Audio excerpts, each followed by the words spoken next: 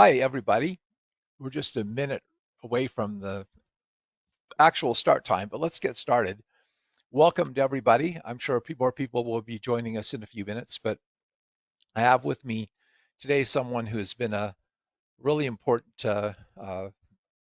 influence on my life, Denny Johnson, and we are going to talk about family tree dynamics and the Rayid model of iridology.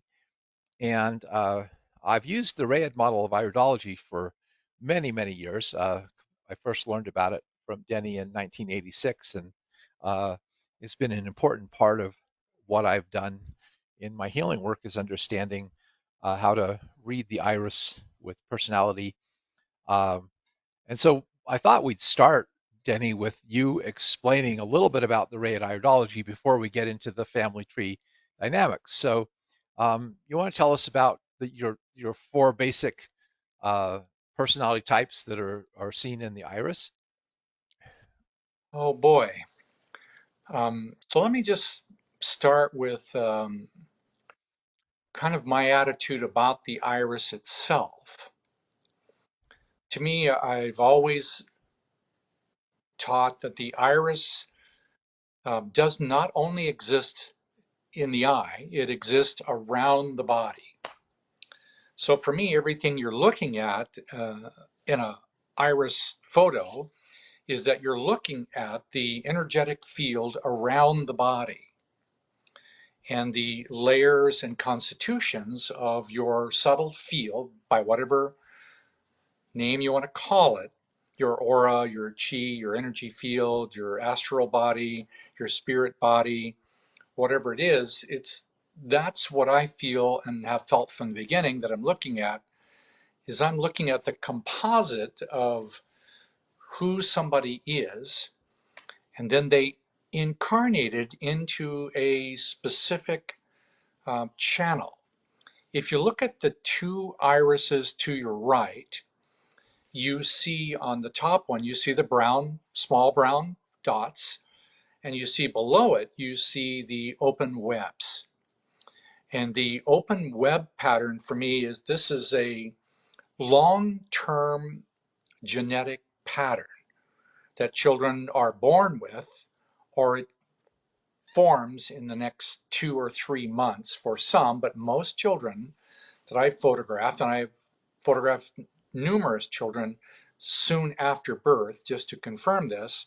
So all of those fabric patterns you see in there are genetically endowed to that child to occupy. Now that's a long-term pattern. It does not change. I've photographed individual little flowers or lacunas, whatever you call them. I've photographed them numerous times with just in one area with very close photography and have never seen a single fiber change or move, except when you constrict or dilate the pupil. So if you bring in a brighter light, a strong bright light, you constrict the pupil and it will flatten out these flower or lacuna patterns. But when it goes back to normal, it's always going back to the same structure. So this is a long-term constitutional pattern. The brown dots on top, on the other hand, do not exist at birth. They are primarily added starting sometimes as early as 18 months, but usually they're there in a gradual form starting by age 4 or 5, and they're mostly formed somewhere between 7 and 9 and are pretty much finished by the age of 12. So it gradually fills in over time. And only once out of thousands of irises have we ever actually photographed an individual brown spot arriving in an iris.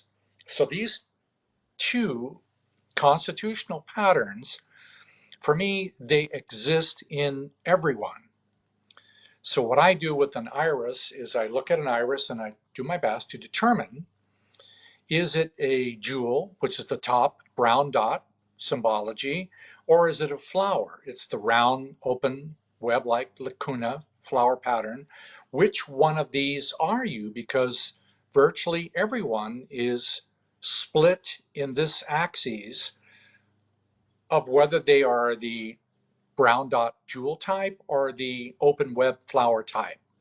Phew, I hope that wasn't too much, but that's my basic go-to when it comes to the iris.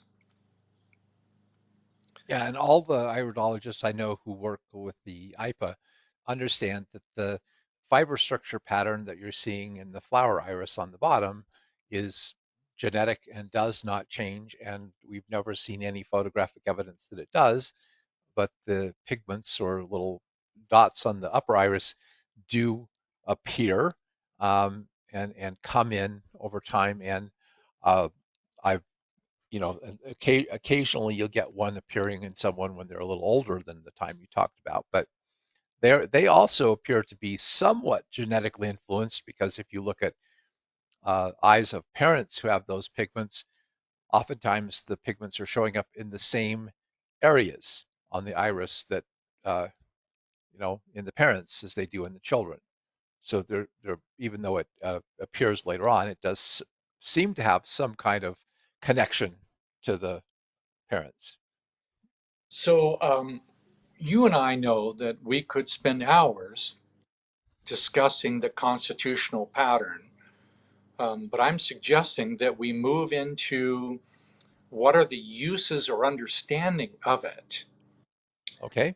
If you take the jewel pattern on the right and the flower pattern, which have opposite energetic constitutions, the jewel pattern at the top is alert, focused, direct. It is a verbal communicator and a visual observer, and they have a tendency to have an intellectual focused concentration.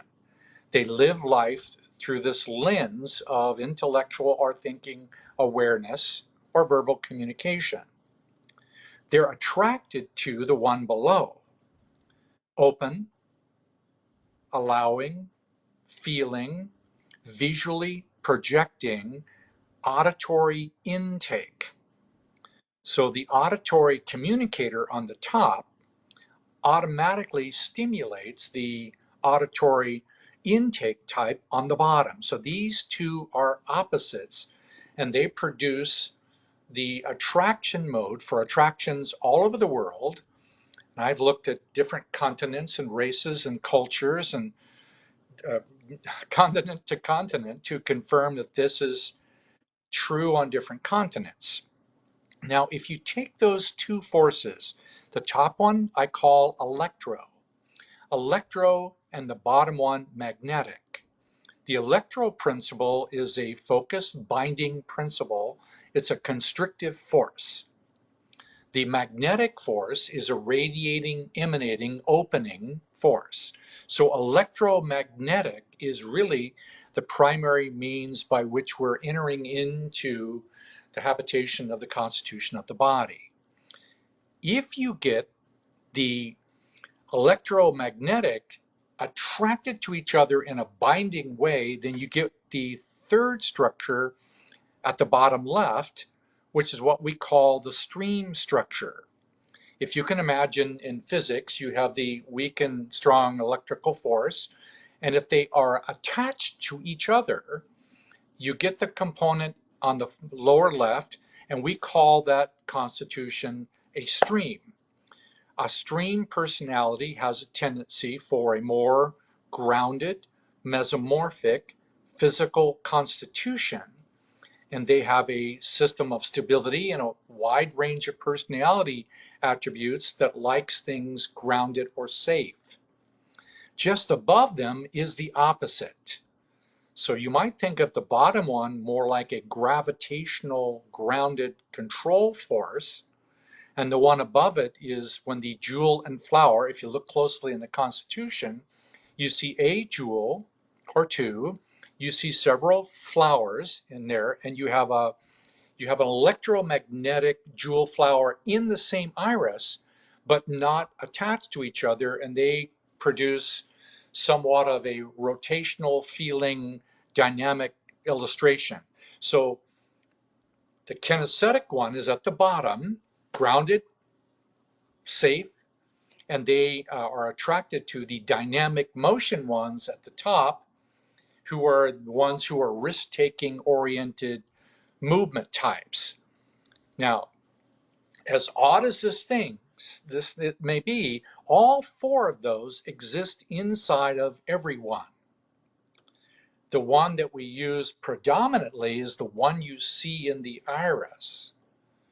Eventually, the goal is to be able to use the alert mind awareness in combination with the feeling, in combination with the kinesthetic embodiment, in combination with the ability to mobilize or take risk or changes or grow.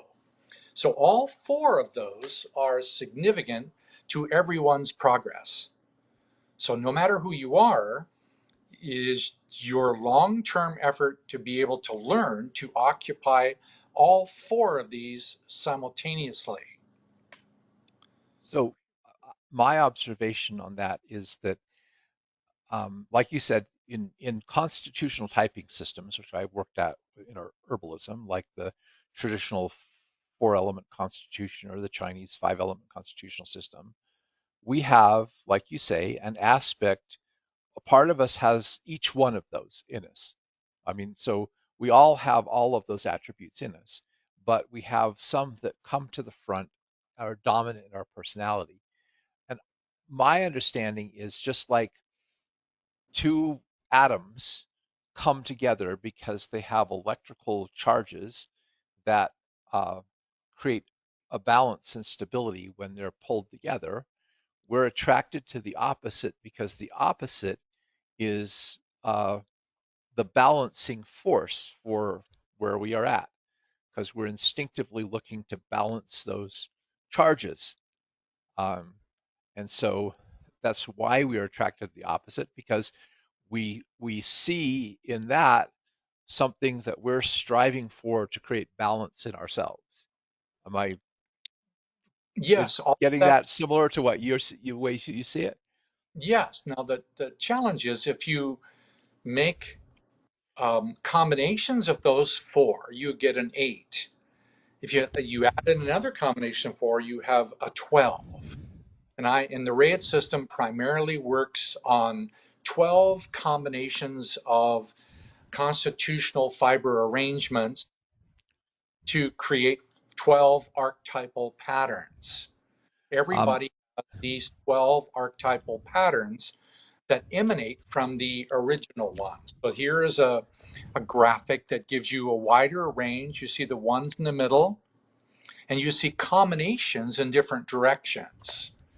You can have infinite numbers of combinations, but it all comes down to the ability to be able to utilize your constitution while acknowledging and appreciating and integrating the other parts of yourself. So you might consider all of these different ones are different parts of you that you use in different times in different ways. So you'll use a different one when it's hot out, a different one when it's cold. You'll use a different one in motion, a different one in health. So how do you use all of them simultaneously in the healthiest possible way? Phew, that's how I see an iris. And I know it's challenging to explain it all in that way because when the iris doesn't change, what do you know is changing? For me, the primary thing that changes in some form or another is the social emotional integration or the body aware health or constitution that the person currently occupies. I use a similar idea in the way I teach about emotions. I talk about three primary emotions that are moving us, uh, like fear, anger, and grief or sadness. And then you mix those together, and it's like those are like the three primary colors: red, yellow, and blue. And then you mix them together, and you get uh, the three secondary colors, which are three secondary emotions, and then you have the ones in between those, which creates the 12 color wheel of basic emotions. We all have all of those emotions, but we tend in a personality to dominantly express one way. Like some people are more tend to be more angry and irritable and have a hard time perhaps showing fear or sadness. Or some people, are very sad and whatever and have a hard time letting themselves get angry. We need all of them, though, to be a complete person. So we need all of those energies operating in our personality in order to be balanced. But we have an inherent, or in what you're saying in the iris, an inherent tendency to favor some energetic pattern over others, right? Well, yes. Now, the challenge is, so starting with this constitutional pattern, what do we do next? And how do we actually utilize this in the most exacting, hopefully, the most applicable way with some degree of simplicity, though it's not an easy thing to do. So maybe we go on to the next graphic because this is a series, Rayid is a series of projection lenses. The iris is only the first lens. Right. I mean, you can go through this. So for me, if you look at this graphic to your left, you see what I would define as a family tree. The triangle, the little red triangle to your left is your father. The little right in the middle, the blue circle to your right is your mother, and the ones obviously above each of them is their parents, your grandparents, and the ones at the top line at the top are your grandparents, great grandparents, right? So to me, this is the model that Rayid uses. This model of family tree, which starts with the numbers at the bottom, you'll see at the bottom 1 and 1, and then 2 and 2, and 3 and 3, 4 and 4, and 5 and 5, and 6 and 6. This is the model that I use Whoops, to open sorry. on an iris. Uh-huh. So what's what's significant about this is all of the iris patterns are formed from these combinations of which one of these grandparents or great grandparents you are currently most invested in emotionally or physically. And so, which side of the family did you get more physical or mental attributes? And they come down. If you look at the colors, like for example, at the bottom of that chart, you see the brown circle. And if you look at the circle above on the left, above the triangle, the first triangle, you see a corresponding brown, what we call father's mother, brown circle matching the brown circle at the bottom. All of the colors match all the colors from the top and the bottom.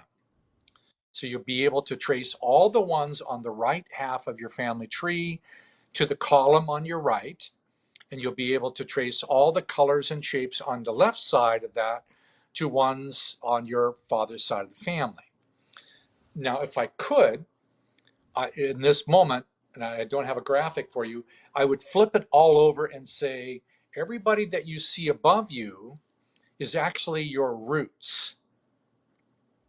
And eventually, your job is to occupy the branches and stems and flowers or blessings of your own branches of your own family tree. So, your family tree roots, and there are 12 of them, are feeding you emotionally triggered reactions, allergies, impulses, addictions, epigenetic memories. It's feeding it into your life. So when Yeah. I look So at so for example, we all know that medical doctors will ask you about your family medical history, right? yes, Because they know that if you had a parent who had diabetes, it makes you more prone to diabetes or heart disease or whatever. But it goes, as you're pointing out, it's much deeper than that. yes, Because in doing emotional healing work, I ran into a very interesting phenomenon, which is that there are behavioral patterns, personality patterns, and weird uh, things that almost seem like they couldn't possibly be related to a family tree that run in families. I mean, one of the obvious ones is some kind of abuse. An abusive uh, person who's physically abusive or sexually abusive or whatever, and you see this abuse running through generations of a family tree. And when I first started doing emotional healing work, this was one of the things that just came to me, as a when I was working with someone and helping them deal with um, a sexual abuse that they had from their father, and then they said, "What can I do for my daughter because her father has sexually abused her?" And I remember the passage from the Bible, "The sins of the fathers are visited on the heads of the children to the third and fourth generation." And it was like it hit me, like these things get into a family tree and come down through the family tree. And of course, the third or fourth generation is the descendants of the great grandparents and grandparents, right? Yes. So, and I've seen suicide run in families, and of course, we know alcoholism runs in families. And today I had just was talking with someone, and he has diabetes. His mom died when he was 13 months old. His dad lost his mother when he was a small child and also had diabetes. And I have observed a link between uh, acquiring diabetes and losing what I call sweetness in your life. Okay, feeling nurtured, and so so. But how can that be? I mean, that's a really strange thing, isn't it? You know, to have that kind of or feeling abandoned by a parent, right? Uh, you know, That kind of thing. These things are there in family trees, and it's very obvious that it's a very real thing that we're talking about to me. the problem is, Steve, is that there are thousands of them. We have literally thousands of the ancestral memories linked inside of us in a constant infusion, changing our genetic presentation, 12 body systems, our glands and hormones, and all of it, right? So there's so much that we have, that all of it is coming through of us. And we rarely get in touch with more than 5% of it. Most of it we just transfer down into our grandchildren or great grandchildren, or we are automatically transmitting them back into collective consciousness without even ever actually having the feelings associated with them. Yeah, All of us have many, many personal challenges to work through. So, how do we actually work with this? This is the question. How do we get genuine medicinal benefits from doing this, emotional benefits, spiritual benefits? This is what right. I'm most interested in. Yeah, I and should I apologize just because it's complex in some ways. yeah. Well, it is complex, but we're just introducing people to the basic idea. And I'd like to add two more things before we get into the next thing. What you're saying is right. There's a passage in the Bible about uh, people being destroyed, leaving them neither root nor branch. Um, the roots, as you're saying, are actually where our energies are coming from, and we are like the trunk, and then our descendants are like the branches going out after us, right? Yes. Carrying on those traits.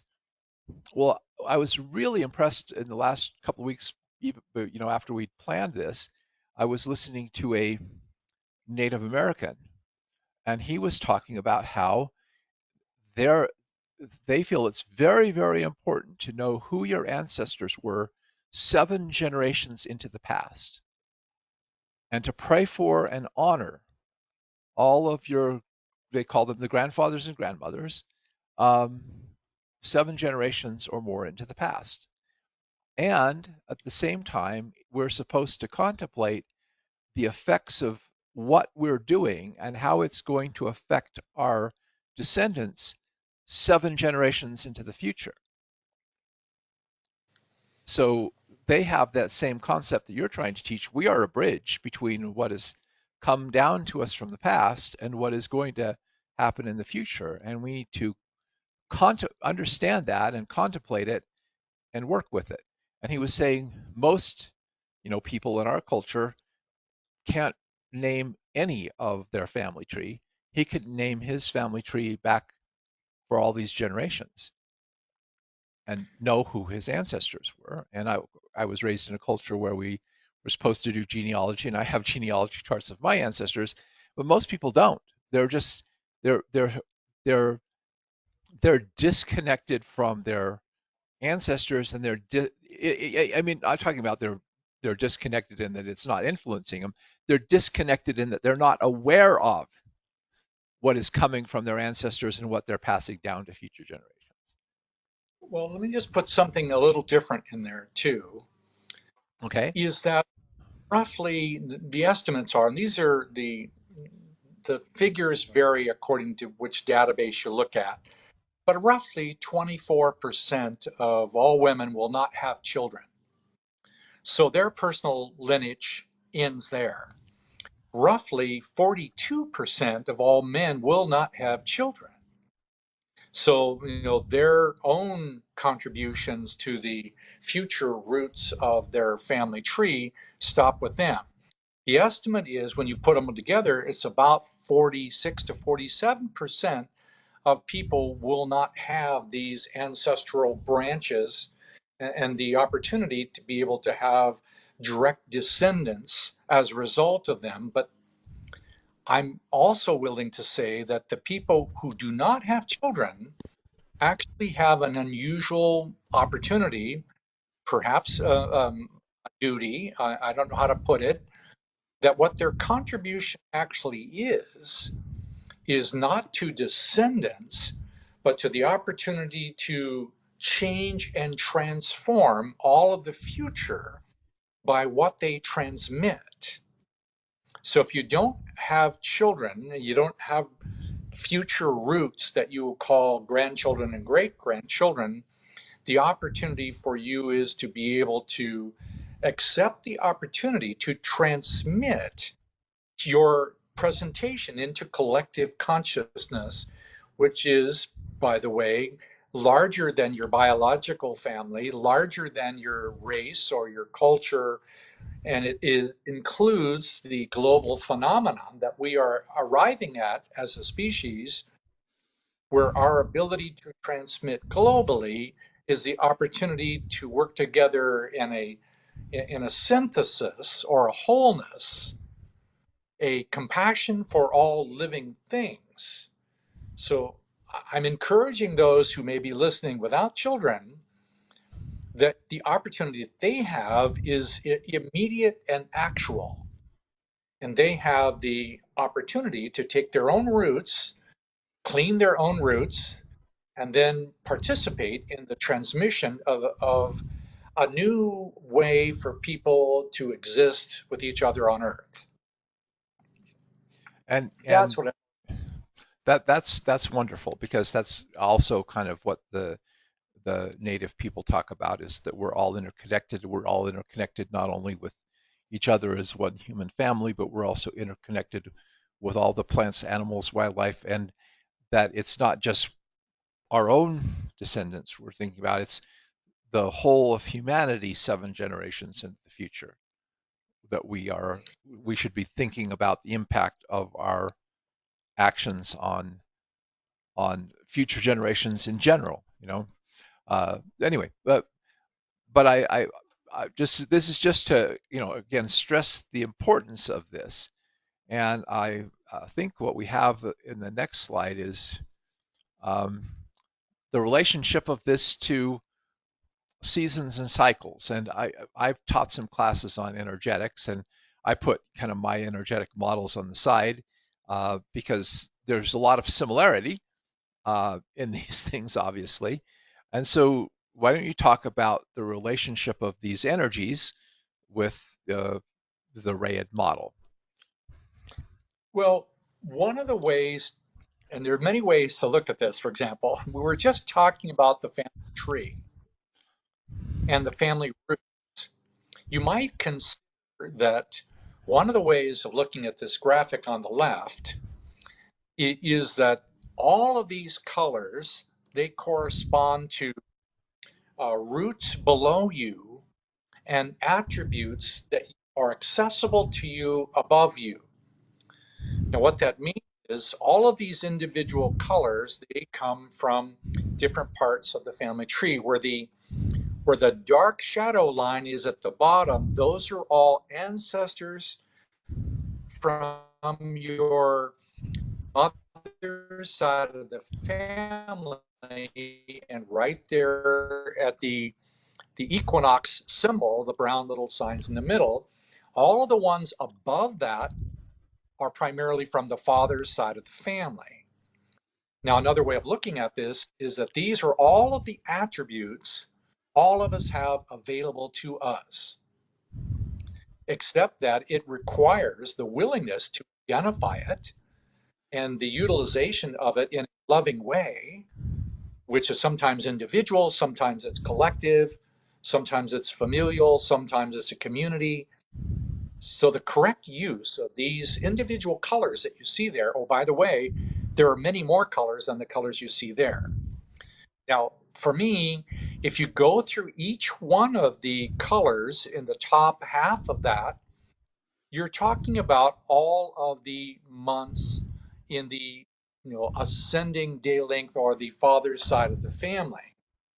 If you look at all the ones in the bottom, you look at the ones from the mother's family. So these are two sides of the family tree, your father's side on the top, your mother's side on the bottom, and they meet in you.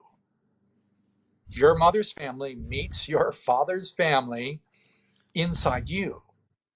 None of your, most of the time, none of your grandparents were related to each other except through you. So you exist right in the middle of this symbology with the opportunity to know and feel all of the ones above and all of the ones below. But the willingness to do that also gives you the opportunity to be able to feel it, cleanse, change, release the problems, build the attributes. So this is the cycles and seasons chart. Now, this is the same as the chart of the family tree. It's also the same for me as the positions of the iris. Okay. Yeah, so you relate this also to the circular pattern of the iris, right? Yes. Yeah. So Um, yeah. go ahead. Speaking of the whole energetic thing, if you look at the model I didn't put the line going from the spring equinox to the fall equinox, but I put the yin yang symbol in the middle of that. And the yin, the dark side of the yin yang symbol, which represents the feminine, is the same thing as it is on your chart. That represents the yin side of our nature, and the part on the other side from the equinoxes is the yang side of our nature. And and going from the spring equinox, from the winter solstice to the summer solstice, the days are getting longer, the light nights are getting shorter, and then from the summer solstice to the winter solstice, it's going the other direction. The the nights are getting longer, the days are getting shorter, and the equinoxes are the times when they meet in the middle.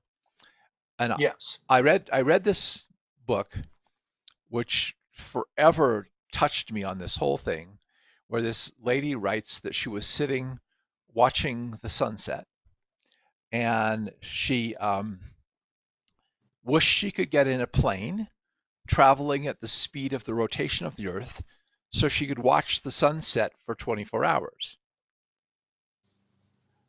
Because she realized the sunset was always there. And she described the the sunrise and the sunset, which would also correspond in the year to the equinoxes, as that moment in time when the opposites, the yin and the yang, the male and the female, meet and embrace and kiss each other. The sunrise and sunset are that moment of ecstasy where the two join together. And I've never been able to see a sunset or sunrise the same way since. So like I've also encountered this idea in doing emotional healing that we have our mother and father's energy coming into us, and we take in the energy of both of those people with their entire family tree and lineage, and we become the opportunity to reconcile all the conflicts that were between everything on those two sides of the family tree. And we are the point of balance. We are the attempt of nature to find a healing, a balance, and a harmony with all of the conflicts that existed, or all the problems that existed, or all the unresolved issues that existed on those two things coming together. And by the way, that came to me independent of you, which is why I'm so fascinated with what you've been putting together here, in laying this out in a much more um, detailed form than I understood it. Anyway, do you have anything to add Well, on this one? um, oh boy, I would never tire of attempting to use it. Like just like if you're somebody listening to this, it's beautiful and fascinating in some way, but how do you put your heart right in the middle of that and be available to be able to receive the impulses that are coming through you that are trying to articulate and replicate the unresolved patterns from the past? I mean, all of us get this every single day. We are circulating the genetic impulses to recreate what has happened in the past. So if there's suffering in the past, it is being reproduced for the future because it occupies through us. So it's our opportunity to both change the past and the future by standing right in that middle location. And there's more we might talk about because I have some suggestions, but let's move on so Okay, we can have another. I can maybe that'll help. enough time to talk about some of the practical things. Yes. So I I put my family tree on here. Okay, and I know that you talk about birth order and connections. So let's just use a little bit of my family tree as an example. I am the firstborn son of my mother and father, who um, neither one of them had children by any other marriage. So tell me, which genetic stream would that make me primarily connected to? First, there's a universal understanding of how the sequence works. Okay, do you That the want to go to the other chart so we can talk about that? Well, no, stay there for a moment because the Okay, just the understanding that the biological father is responsible for the sequence of the um, birth order patterns of the conception. So it's the same thing as the Y chromosome being able to determine the gender of the arrival of the next child. So we always want to be sure that we have on the birth order pattern that we have accurate information that you are your biological father's first child. So that's the first thing. Your biological father. And by the way, there's an estimated 15 to 18, and it's rising percent of people who are actually conceived by other people out of the sequence because either the mother and father had an affair in some way or another, or the father might have had a child he didn't know about when he went off to war, and so his first child is actually the second one, and so on and so on. Or mother had a relationship in secret with someone, this is basically what we have to deal with. So in your case, I'm not saying that that's true, but and we won't go into this for everyone, but the primary link that a number one son has is related to mother's father's line. And that now later on, you find out that number one son, he obviously leans toward, when given the opportunity to do so, leans toward mother's side of the family. And he's very much influenced by the life that his mother's father lived. And later on, that line, if you look at what we call the methylation line, the first son is related to mother's father's side of the family tree. And we could describe the significance, the organ, the gland, the body system that influences the health that you have. Whew. Now there are, so that's a primary thing, but other attributes, of course, of things that come up in me with my conflicts, my struggles, my uh, kind of ailments I'm prone to are coming from other genetic streams on my family tree as well. Correct? Yeah, so all 12 of them are like tributaries on a river contributing a different color of water. Either it's clean coming out of one place or it's not clean coming out of another place. And it's not always predictable except through the body signs you have. So eventually, what we do is we recommend that you learn to identify each one of these different branches of your family tree, which I prefer to identify this now as roots rather than branches, because particularly by the age of 40, I would be sure that you're putting your perception of your family tree as below you, not above you. I know it sounds like it doesn't matter much, but it really does, Yeah, because I the location of your family roots is literally below you.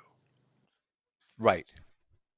And the Okay. branches above you are your future arriving grandchildren and great grandchildren. And if you don't have children, all of those branches above you is your gift to produce it for yourself, all of those different attributes, and to also give those attributes in service or caring to other people. So the people without children, their greatest capacity is to grow those attributes and transmit those attributes into the community, into the country, into the globe, and in no other terms, just build heaven on earth. Okay. If you don't have children, you have an enormous responsibility. Let's go back here for a second. So that particular ancestor through which go through a mother's father's father, right? Yes, Uh, on this chart, where does that person sit? that's going to be in the what we call the five boy position. See that dark blue to your left? Yes, That's if you look at the bottom, that's boy number one. That's going to that at 6:30 of this chart. Boy one is related to the lung line, the feeling line, typically closer to mother. The second triangle, the light lime green, is another ascending pattern. Everything on the left side of this graph vertically is ascending day length. So the blue one you see right there is leading into the equinox. right. And the It's in terms of the day, it would represent the pre-dawn hours yes, it would be the 2 hours before 6 a.m. when this is 2 hours before the sun comes up. Yes. And it is the attribute of individuality and your capacity to use your free will and the expression of that through the parathyroid or voice. So it's your ability to be able to occupy your self identity by your own creativity and your right to exist as an individual. Then, when you use that one well just before sunrise, it's empowered by sunrise. sunrise at 6 a.m. to 8 a.m. is the what we call the two boy hour. That's fire in the belly. Some of these colors aren't exactly in the right position. The 10 to 12 is what we call the six boy position. These are all, everything on the left half of this graphic is from solstice to solstice. Right. So I understand it. We're looking, okay, the obviously at the solstice in the fall, right? Is that is Or over on, no, not the fall. The fall is no, the halfway. solstice, I'm sorry, the winter solstice. The winter solstice, from that time on, the day begins to increase. So that is all the masculine side of the family, starting with the mother's uh, It's the male, three winter. three grandfathers on the mom side, That's which are correct. in the time of the night, and they're starting the ascendance of the yang energy, which then reaches where it starts to manifest or become open at what would be the equinox or the sunrise, moving up to the middle of the day or the summer solstice. And then all of the feminine energies are moving down the other side. I get From it. the Th- right. Thank Yes. you. That So that really makes a great deal of sense. And I will have to everything compare all those with my um, understanding of those energetic categories and what I've studied, and that will help me understand it. Anyway, very good. And anything else? No? I, I sometimes wonder if, people who are listening to this, have little either complete boredom or they have petty malls or something. How to make Oh, it useful. honestly, uh, all of this is profound, and you can't understand it just by listening to someone talking about it, because it is, as someone just put a note in, confusing. It's confusing because it is so out of most of anything we've ever thought of or even considered, that it's difficult. I did this program because on energetics, and it's taken me a long time to begin to even begin to explain the energetic concepts I understand, because you have to ponder them. It takes a while to digest and assimilate them. So don't feel bad if a lot of this is going over your head. Um, Part of what I'm trying to do here is help make it make sense for me, and hopefully, in making sense for me, I can also help make sense to other people too. But just so that you're aware, if you look at, I divide the seasons at the cross quarters, which you've divided them between the equinoxes and solstices, which is, fine. But what I have on the right is a model I created, and it's of the year, but you have a similar model of the day, and it's explaining the concept of energetics, um, because energetics has to do with cycles. Everything in the universe has vibration to it. It oscillates from day and night, you know, from summer and winter, from the waxing moon to the waning moon.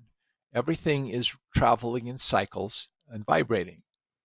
And what Denny is showing here is that part of the cycles of energy that are operating inside of you are these streams of energy that come from your ancestors. And maybe we should back up here a little bit, because one of the things um, that I learned from you is that the right side of our body and our right iris are coming to us from the father side of the family, and the left from the mother side of the family, correct? Yes. So the right side of the body is the yang energy side of the body. And yang energy is energy that is manifesting out into the world and discharging. Yin is the energy that's pulling in and building up. So the way I explain it is yin draws in. So when something is absorbing energy, when it's attracting energy to it, like a magnet attracts things to it, that's the power of the yin, and it causes expansion. So when you're charging your cell phone, it's a yin process. You stick your cell phone on the charger at night, and the battery charges up, and then the day you're using it, and the battery discharges. The discharge is the yang energy, the charging is yin energy. So you have these cycles of everything charging and discharging, the movement between light and darkness. So the solstices correspond to the high noon or midday, the middle of the day, when the sun goes directly overhead, and also the day when the day is the longest, that's the summer solstice, corresponds to high noon. The winter solstice, when the day is the shortest, corresponds to midnight, the middle of the night, when you're halfway between the sunset and the sunrise. And the equinoxes correspond to the sunrise and sunset when you're shifting from, in the case of the year, the night being longer to the day starting to become longer, or on the other side, in the autumn, from when the day uh, has been longer to when suddenly the night starts becoming longer. And it's the same thing with the cycle of the day. So, and if you track the moon on top of this, the moon follows a similar pattern. So what we're talking about is these cycles exist within us and are connected to our genetic streams. I hope that made sense, Denny.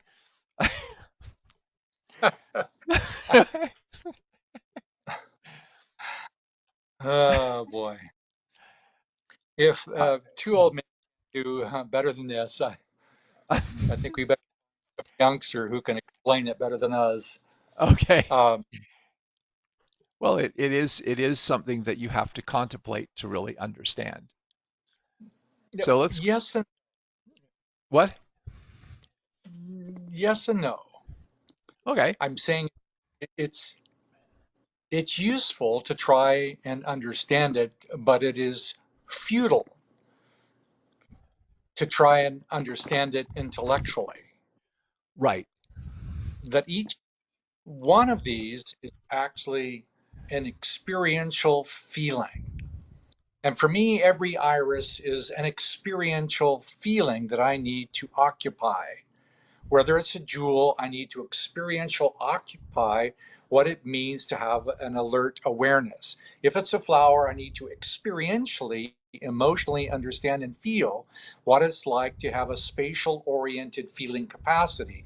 If it's a stream, it's a kinesthetic oriented tactile body awareness. If it's a shaker, it is an emotional experience of progression and change. All of them are feelings. I need to Okay. learn how to feel them. All right. So go back to this for a minute. Okay. So for those not familiar with this, my pattern is a shaker flower pattern. Okay. So the flower side of that means I'm an emotional person. I operate largely from my heart, my feelings. I'm I'm uh, I'm more motivated by things of the heart than I am of things of the head. And and the shaker part means that I've got a little bit of the opposite in me, the jewel, which makes me kind of always out on the edge, questioning the status quo and trying to figure things out. So one of the things that Rayid does is it helps you kind of understand yourself, like, you know, and the fact that there's someone else who's operating kind of from a different perspective. They're seeing the world through a different lens, and and you have these different patterns of people, and obviously there's as many individual patterns as there are people in the world because no two of us are exactly alike, right? Um, but it is, as you say, something you get the feeling for, right? You start to see, oh, here's someone who um, like I remember um, there was a person in the company I worked for who was one of the people in the science department. And when I talk, I use big gestures and I use a lot of facial expressions and I pump a lot of emotion in what do. And he was a scientist person and he was very skeptical about the whole iridology thing. But he was a jewel, and when he would stand up to talk about something at the chalkboard, he would use very small gestures and very carefully write something on the chalkboard. And he didn't use a lot of emotion. And he was very precise and very technical. And so it helps you understand we're different. We have different ways of observing the world and different ways of um, expressing ourselves in the world. And as you observe this, you start to get the feel for it, as Danny says. You start to sense and feel these different personalities that people have. And then what he's talking about with the genetics is we have all this stuff operating inside of us too, right?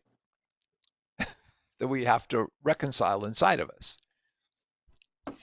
You know, where we are in the Rayid world is we're primarily engaged in the transformational therapeutic use of all of this information. And it's really involved in doing something in the rhythm of a single breath. So if you might imagine breathing up the front of the body to a count of six to the top of the head and down the back to a count of six. And that's basically one inhale up the front and exhale down the back.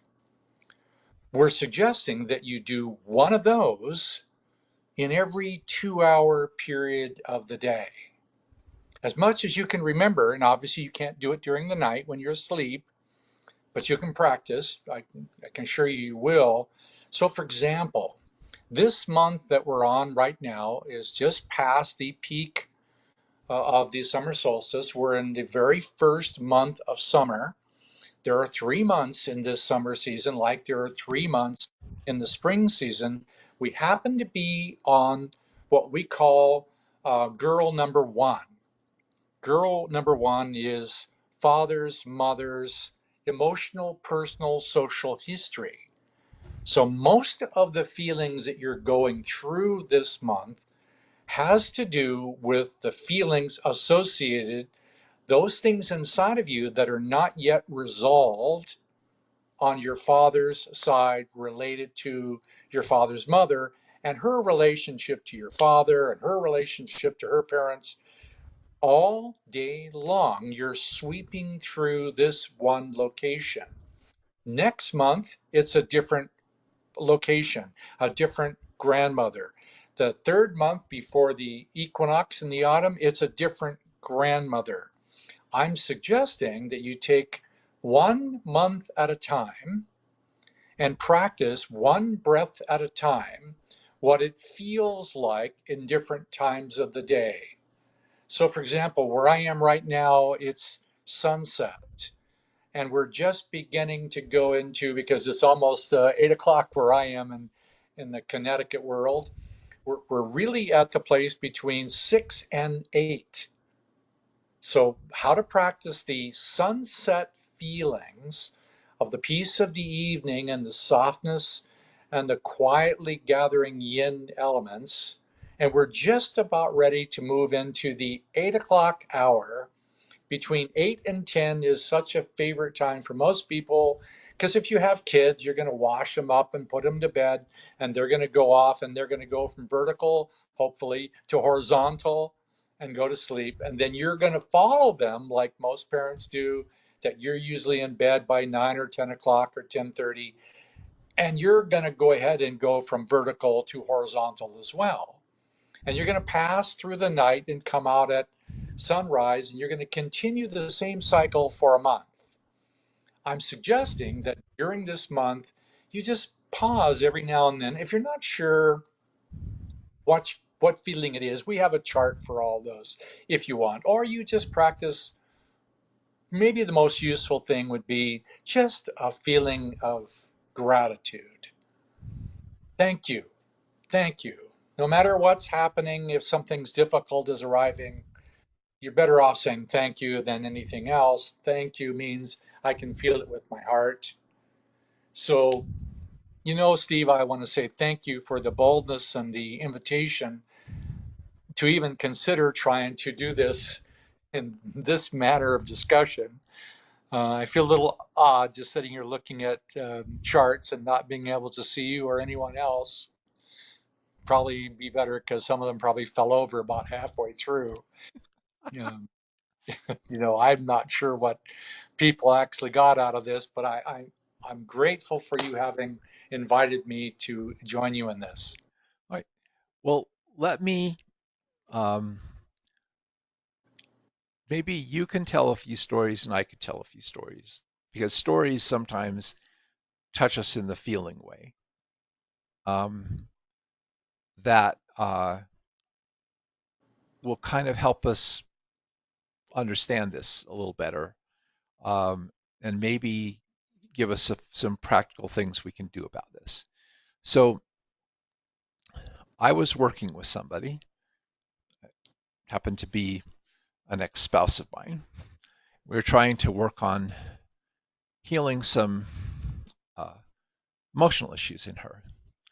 And I use muscle response testing, and I would do something called age regression, where I will test a particular energy and I will take the person back to 5 years old or 4 years old and 3 years old. And that's and this is an energy that's testing weak in the body. Let's say it's the um, uh, liver energy center, which relates to anger and being able to stand up for yourself and detoxify your body and keep away harmful influences and so forth. But anyway, and you go back and you test, and at 3 it's strong, and at 4 it's weak. And so you go back and you tune in to what happened between 3 and 4 that created this problem. Well, in this case, it went back and to before birth, and I had this impulse and I generationally regressed it. In other words, I asked, is this on mother's side or father's side? Is this on mother? And I actually went back, to mother's mother. And I said to the person, imagine you're your mother's mother's mother. What is happening to you?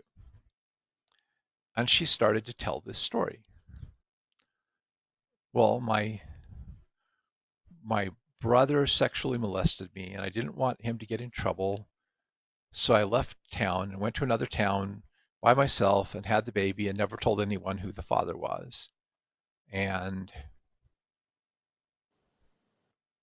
then the person who was saying this said, but that's all stupid.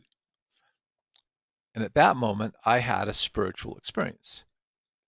I felt someone walk into the room, and she said, "Hi," and told me her name, and said, "This is what happened to me."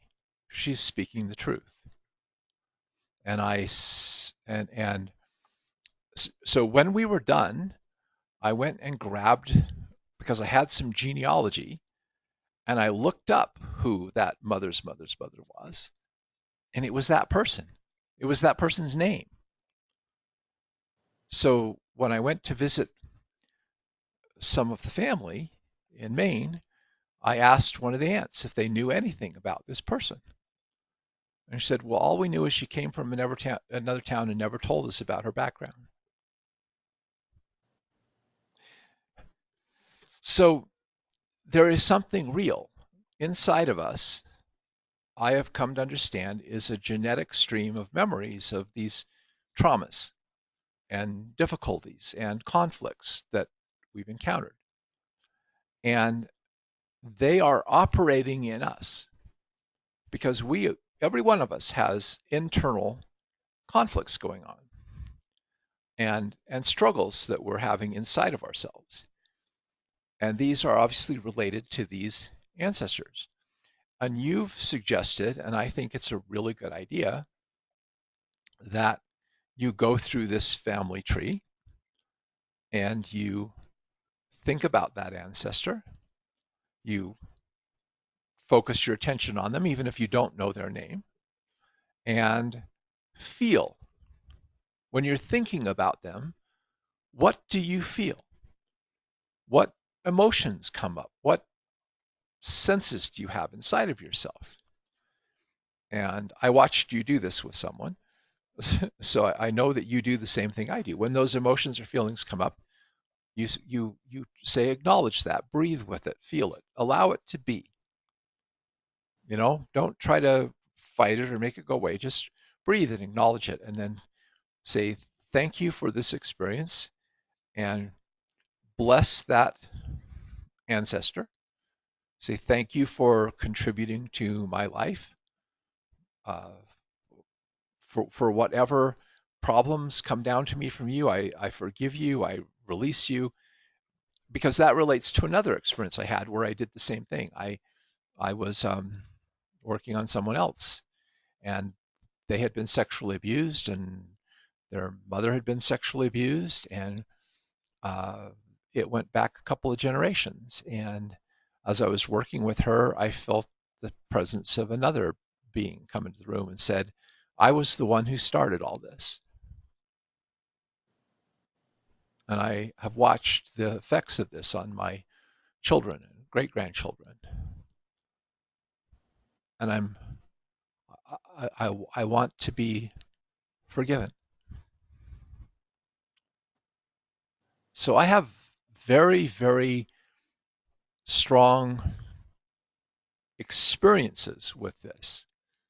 And so if you don't have to have the intellectual understanding of it to start to grasp that this is affecting you and that you have the power to understand why some of these conflicts are going on inside of you and inside of the way you relate to other people, and start to tune into your family tree dynamics. Maybe study a little of your family history, learn where you came from, and start to respect, like the Native Americans do, your ancestors. Be grateful for their lives, for the contribution they made to you. So your gifts come from them too, as well as the challenges. And as you pray and whatever, you can have healing take place. Because if you hate part of your family tree, like maybe there's something in your family tree that you really dislike, right? And you're angry with a parent and whatever. But when you start to understand that parent had stuff from their parents and so on back the family tree. But when you hate that, you're hating part of yourself. And you can't have health and inner peace if you hate part of yourself.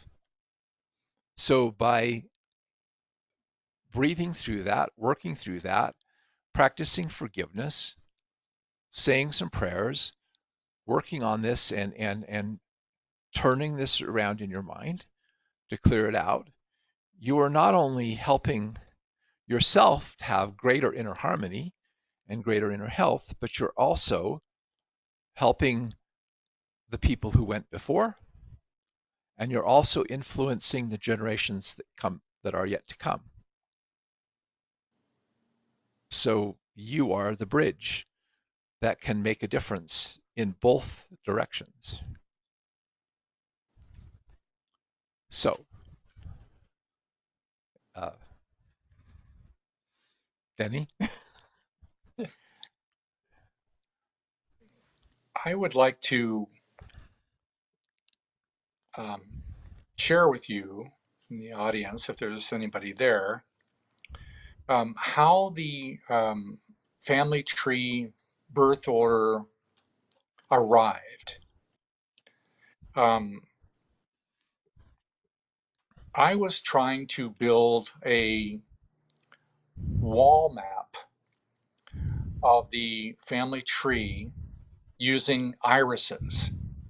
So a mother comes in with two children, and I get the photographs, and I put these large pictures on the wall, and I try to get the mother and the father and the grandparents where you can. And it was very challenging to get parents to come in, photograph their kids, and you find out that most of the time, the irises of the children don't actually match either one of the parents. So you go, wait, so how does this pattern of these two children, where do they come from? And it was very confusing for me. And so my way of learning is to ask. So over a period of months trying to build these wall maps, I was building up my sincere desire to want to know from God's perspective, show me the truth about this family tree. Show me what's good to learn. Show me how it works. So over a period of months, and I've learned that it usually takes me around 4 months to get some kind of an answer on something, and that depends on my sincerity of time and my reasons for wanting to do it, and so on. But I'll go through that. So one night I'm meditating, and the middle of my brain opened as clear as day. And what I say of that is it's much clearer than daytime. And in this very beautiful, clear light, there came um, this beautiful series of lights that came from one side. And I knew instantly, without hesitation, that there were six lights, equally beautiful, equally luminous. And I knew that it was six brothers. From the top, number one sun, number two, three, four, five, and six. And they were all beautiful, and I knew that it was six ways of being a man, or six lessons of masculinity available to everyone. And then on the other side, there came six more equally luminous lights. And I saw that they were six sisters, from the number one girl to the two, the second daughter, the third daughter, the fourth, the fifth, the sixth. And they were equally beautiful, and they were individual qualities of femininity, not only of six forms of being a woman, but six qualities of feeling that is universally available to everyone. And these were like beautiful young people coming together, and they number one reached out for number one on the opposite side. Number one son reached out to number one girl, and they touched hands, and all the two touched hands, three, four, five, and six. They all reached out with the feeling of very sensuous tango dancers reaching out for each other, and they started to move very slowly, and the six, they became something like a slowly turning double helix. And the moment it came to me that this was a double helix, the first thought in my mind was um, genetics. This is the gene code. And my head exploded. And I went from bottom up through that six. I went directly up and cascaded into different visual, very dynamic, very present, different types of worlds, each more luminous than the other one as it went higher and higher, until eventually I exploded into a unfathomable, beautiful, wet cream ocean, an ocean of unimaginable sweetness, and my entire consciousness was infused with the experience of pure honey filled love.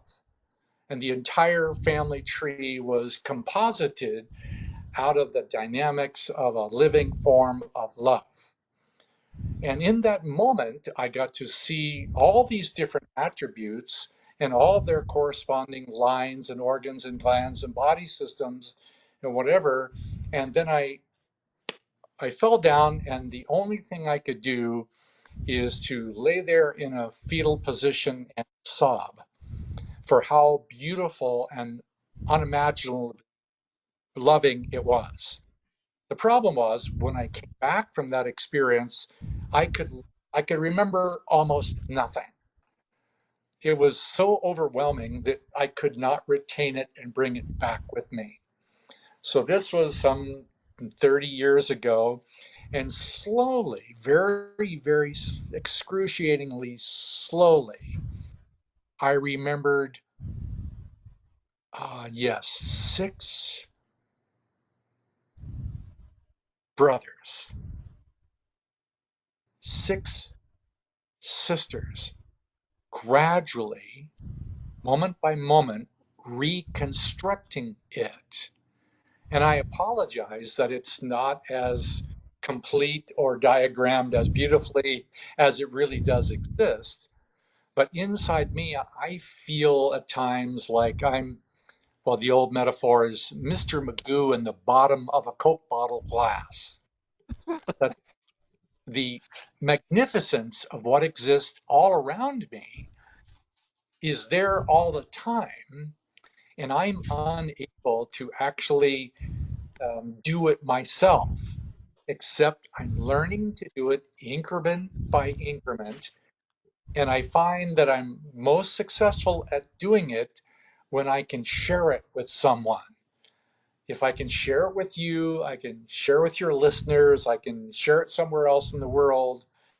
If I give it away as fast as I can, then some new quality or many other qualities, they start to arrive. And so then my memory starts to come back about how it's all integrated. So on that note, I, maybe, And, and I have to, first of all, I appreciate you sharing the experience.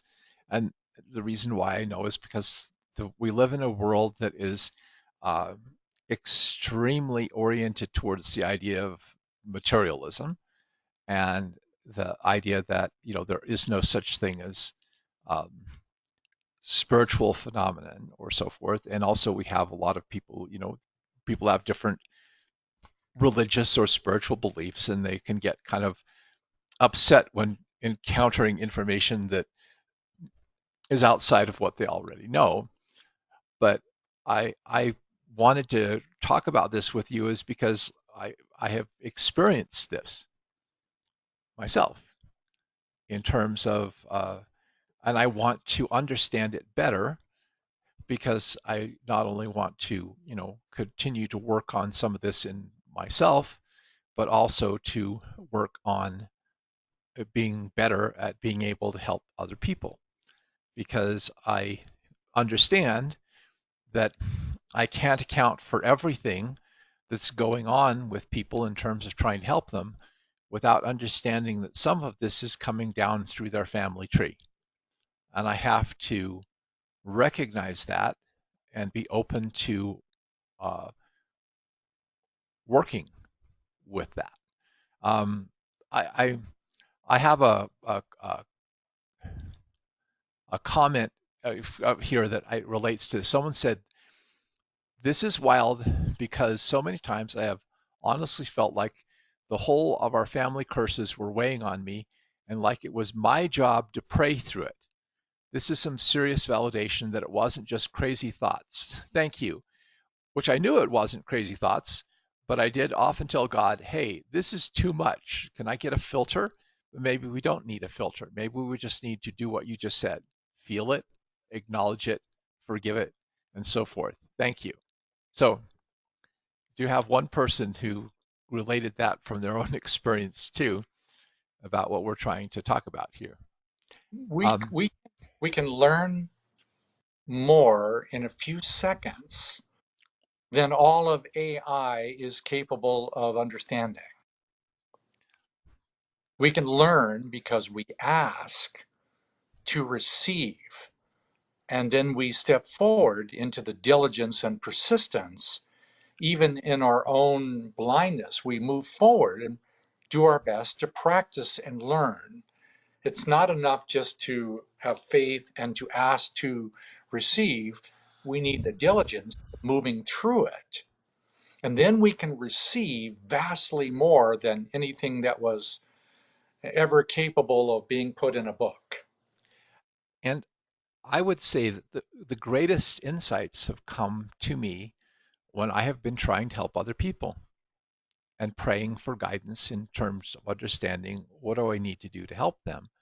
And and that's when the greatest insights are given to me. So yes, we do want to work on ourselves, but also, like you say, the faster we can give this away and apply it and use it to help us serve others, the greater it opens us up to that. And I just in what you just said about moving forward, um, the Native American guy I've been listening to in the last couple of weeks, he actually has connected with uh, Jewish rabbis and found that uh, many of their Native American teachings and the unwritten down part of the Jewish oral tradition are in perfect harmony, and they've signed an agreement that they all came from the same source.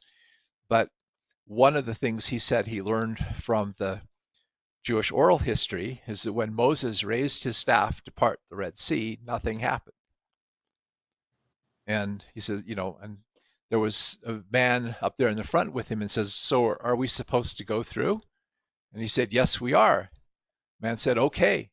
And he walked down into the water and walked into the water until it came up to his nose. And when he came up to his nose, the Red Sea parted. And I think that's the point that you're making. We pray and we seek for light and knowledge, but we have to move forward and and do something with it.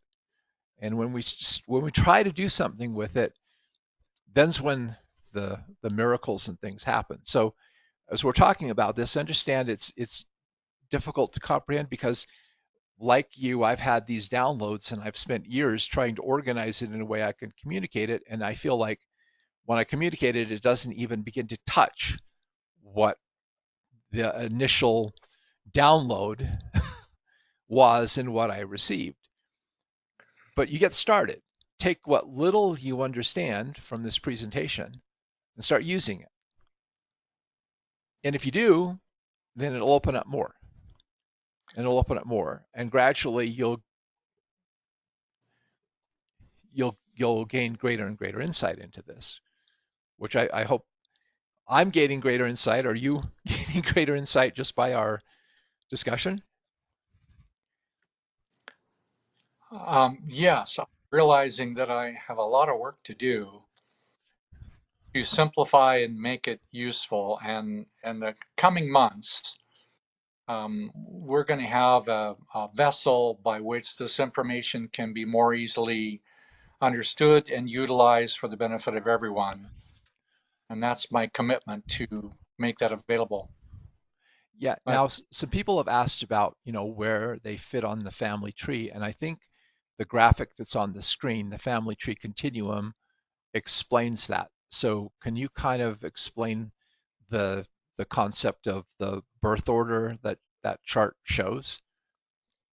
you made, Stephen, you've made these charts available.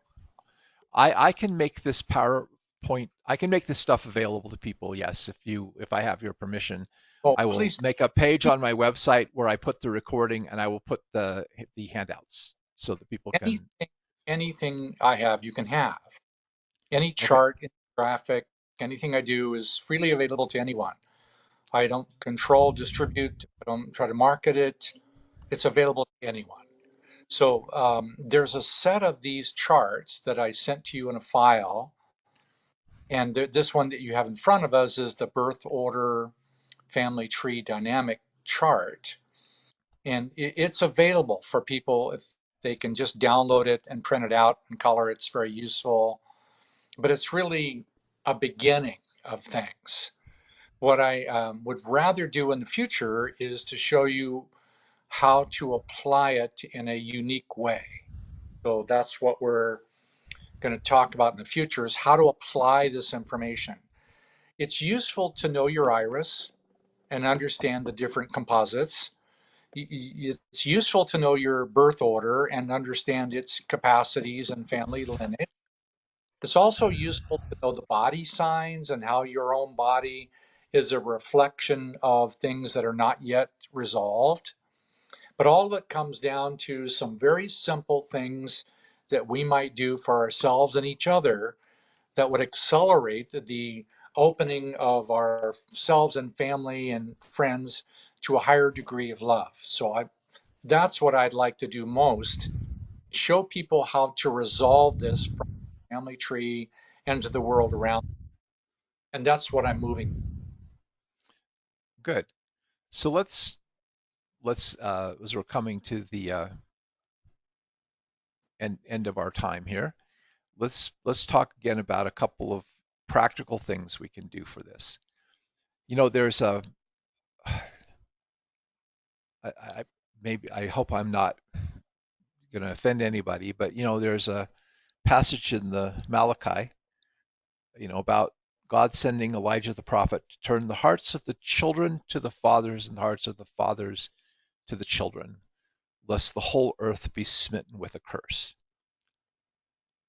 We are a family. All humanity is a family.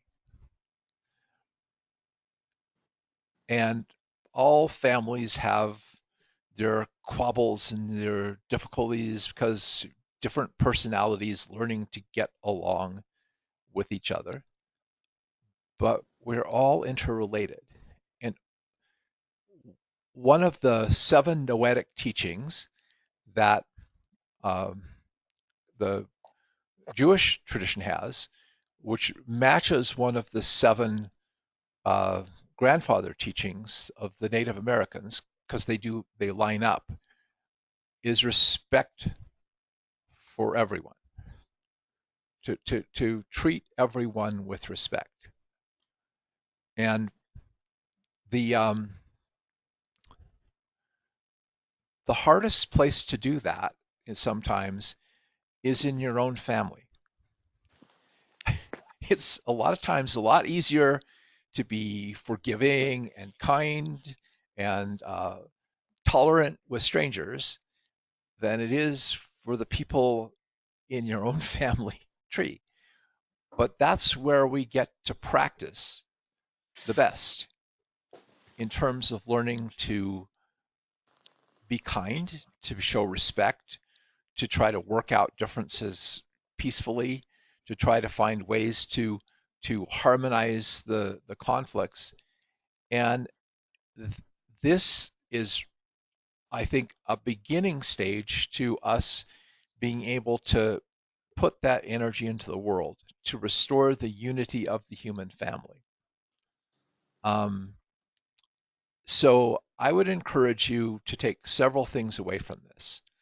One, to recognize that in yourself, you have all of these inner conflicts going on inside of you, and to pause, be aware of them, and don't just try to push them aside, not pay attention to them, but acknowledge them, breathe with them, tune into them, and work on processing them inside of yourself.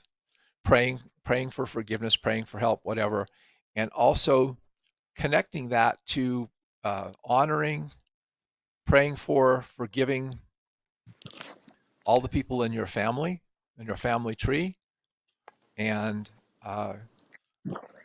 because that's going to help facilitate that harmony inside of yourself, and You also mentioned about breathing pattern, breathing up the front of your body and down the back of your body, the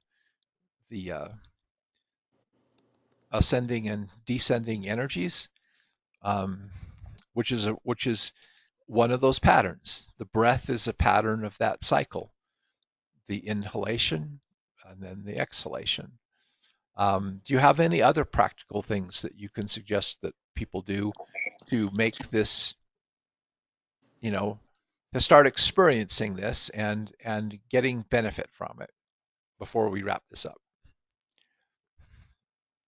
Oh, I'm offering a suggestion that you pause. It doesn't have to be long, even 10, 12 seconds.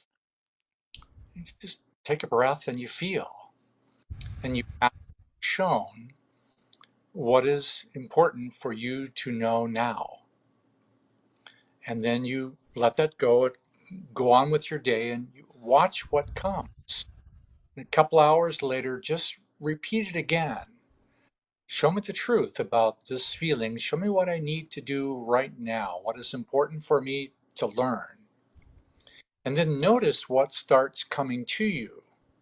And any time that you find yourself either aggressively or passively, either resisting something by avoiding something or projecting back some irritation, just make a gentle circle in your mind or with your hands and make 3 circles back to your heart.